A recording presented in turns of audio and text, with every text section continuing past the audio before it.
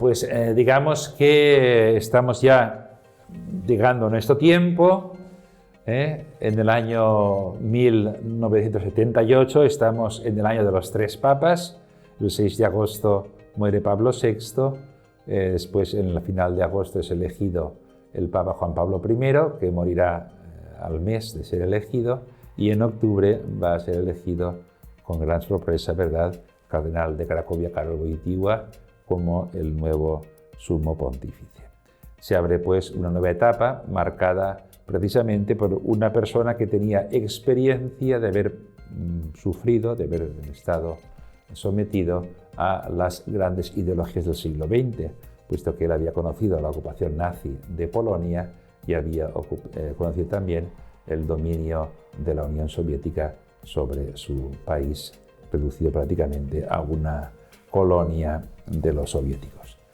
Por tanto, Juan Pablo II hablaba, digamos, con autoridad, la autoridad de su propio conocimiento, además de su gran altura moral e intelectual. Estamos, por tanto, en el momento que va a aparecer un discurso propio que podemos llamar anuncio profético, en la que claramente él va a decir que a la Iglesia le considera en la sociedad no solamente denunciar las situaciones que violan los derechos humanos y orientar los cambios, sino sobre todo recordar la dignidad del hombre, recordar la dignidad humana. Lo que hace, digamos, Juan Pablo II es decir, bueno, ya hemos hablado de todos los temas, de muchos temas, pero quizá el gran problema actual en la sociedad es que el hombre no se conoce a sí mismo. Estamos en una crisis antropológica. Si no vamos a la raíz, si no vamos a iluminar el misterio del hombre, no podremos ver con claridad la solución mejor a los problemas sociales, ¿no? Por eso va a decir que el desarrollo de la doctrina social de la Iglesia, más que en extensión, como entonces se había hecho, desde el orden del derecho laboral hasta el orden de la globalización mundial, sino sobre todo en intensidad o en profundidad. Necesita, por tanto, Juan Pablo II atajar, si piénselo así, la crisis antropológica en la que se encontraba y se encuentra hoy también la sociedad. Por eso, digamos que va a desarrollar sobre todo el evangelio de la familia y la vida. Ya al principio de su pontificado, su encíclica Redentor Hominis decía: la Iglesia no puede abandonar al hombre, cuya suerte está indisolublemente unida a Cristo. Por eso, el hombre es el primer camino que la Iglesia debe recorrer, ¿no? Me acuerdo cuando el Papa Benedicto XVI, en la homilía de la beatificación de Juan Pablo II, resumía su magisterio en dos frases eje vertebrador de todo su magisterio. Decía, el hombre es el camino de la Iglesia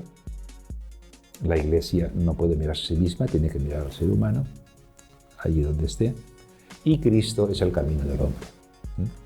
El hombre es el camino de la Iglesia y Cristo es el camino del hombre. Ahí se entiende un poco cómo la Iglesia tiene una dimensión misionera hacia todos los hombres, pero al mismo tiempo el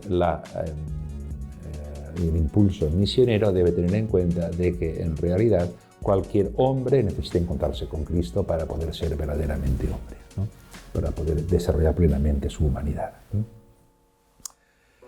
Y ahí, desde esa perspectiva, ¿verdad?, dirá que el primer compromiso de la Iglesia al servicio de la sociedad es reconocer, es reivindicar el primado absoluto de cada persona humana, de cada vida humana. Cada vida humana es un absoluto ético. Por eso, el primer derecho que hay que defender es el derecho a la vida. El no matarás es el principio y fundamento de todos los demás derechos.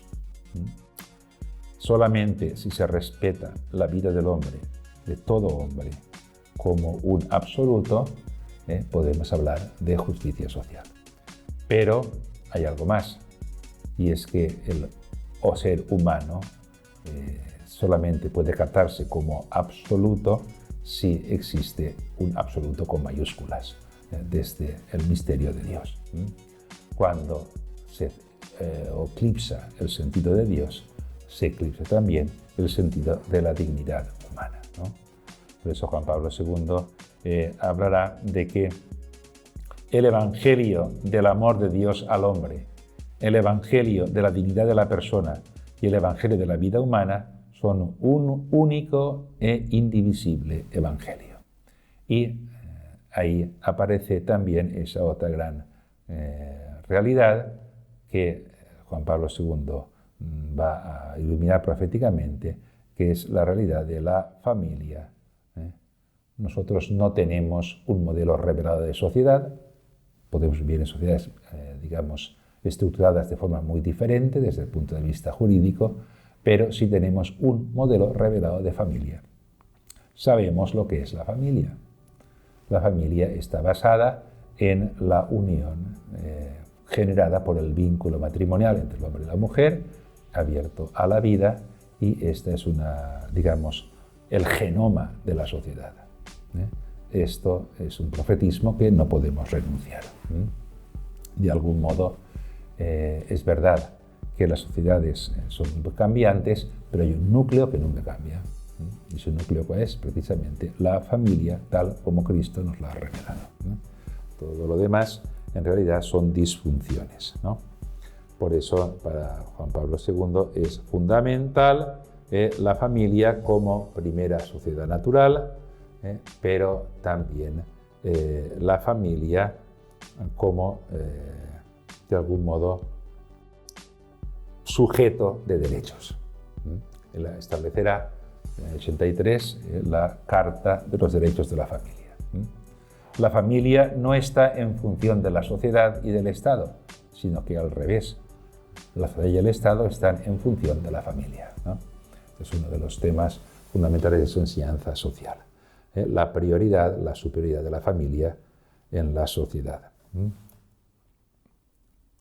Y digamos que ese es un aspecto de su enseñanza, de su profetismo. No se puede organizar la sociedad sin afrontar la crisis antropológica, pero la crisis antropológica tiene su epicentro en la crisis de la familia.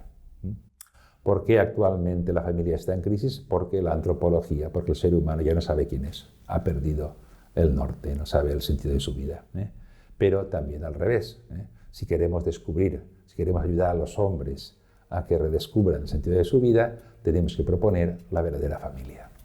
La verdadera familia es la fuente de regeneración social, porque es precisamente lo que todos los hombres llevan en el corazón. Todos queremos ser amados por lo que somos y no por lo que hacemos. ¿Dónde es el lugar donde te quieren por lo que eres? Pues tu familia, es evidente.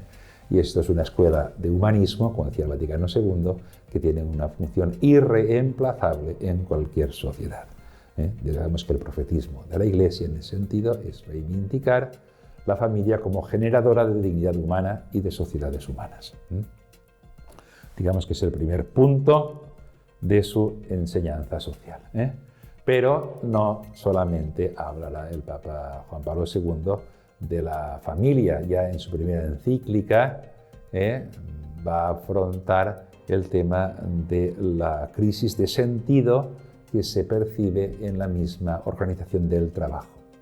Juan Pablo II habla del evangelio del trabajo. En realidad, la sociedad está en crisis también porque el trabajo humano ha perdido su verdadero significado.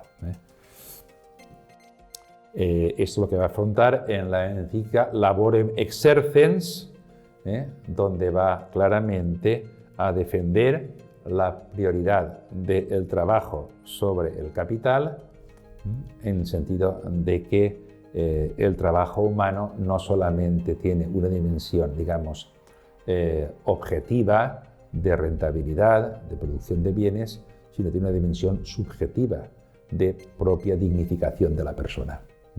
El trabajo dignifica al trabajador en primer lugar.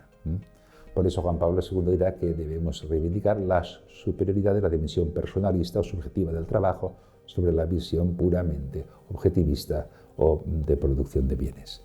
Y en ese sentido, Juan Pablo II va a desarrollar en esta encíclica no solamente una crítica, digamos, a los modelos mercantilistas del capitalismo o del socialismo materialista, sino que va a desarrollar una espiritualidad del trabajo.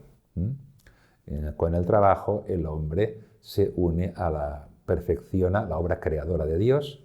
La Iglesia siempre ha visto la creación de Dios como algo abierto, no cerrado. No somos en el sentido deístas, creemos en la divina providencia, creemos que Dios ha confiado al hombre el jardín del Edén para que lo cuide, lo cultive, lo mejore. Y en ese sentido decía Pablo VI que el trabajo o el progreso humano, el desarrollo humano es una vocación divina que Dios ha puesto en todos los hombres. Esto es lo que da sentido a hablar de un sentido, digamos, del trabajo como desarrollo de la creación, pero también incluso debemos integrarlo como desarrollo de la redención, porque el trabajo también integra una dimensión de sufrimiento, de esfuerzo, de colaboración con la pasión de Cristo, completar lo que falta a la pasión de Cristo. Desde esos dos grandes focos va a desarrollar Juan Pablo II una espiritualidad del trabajo, que es lo que permite, digamos, dar un sustento antropológico a esa dimensión subjetiva que es la que en una auténtica, digamos, visión humana o personalista debería integrarse en la organización económica y social. ¿Vale? El Evangelio del trabajo. Y después creo que también es muy importante, como una aproximación primera al magisterio de Juan Pablo II, hablar del Evangelio de la caridad. Es lo que después desarrollará mucho el Papa Benedicto XVI en su magisterio. La caridad, el amor cristiano, es el alma de la acción social de la Iglesia. En realidad, la caridad está en el centro del Evangelio, el amor, y constituye la gran señal que nos induce a creer. Mirad cómo se aman. Por esto, decía Juan Pablo II, que es muy importante reivindicar algo que el cristianismo siempre ha visto muy claro, y es que solo el amor hace justicia a la persona.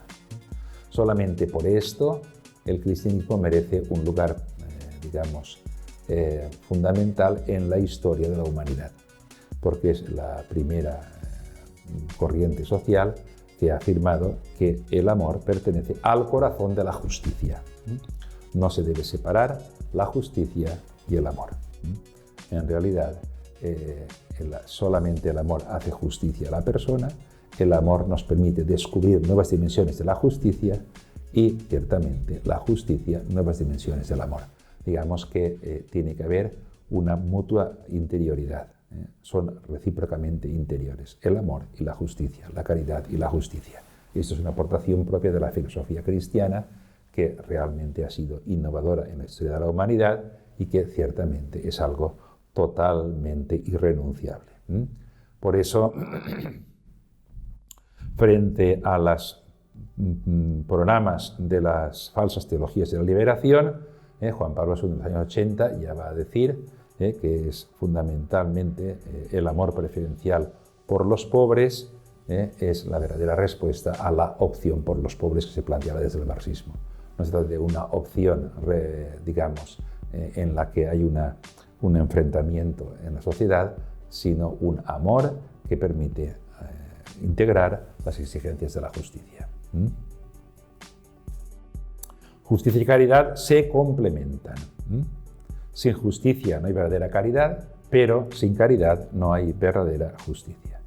Y ahí un poquito podemos llegar a lo que después será las afirmaciones de Benedicto XVI, según las cuales, digamos, que pensar que unas estructuras justas harían superfluas las obras de caridad supone una concepción materialista del hombre y un olvido de lo que es específicamente humano, lo que realmente es esencialmente humano en el hombre, algo que Juan Pablo II siempre quiso poner en el centro de su enseñanza.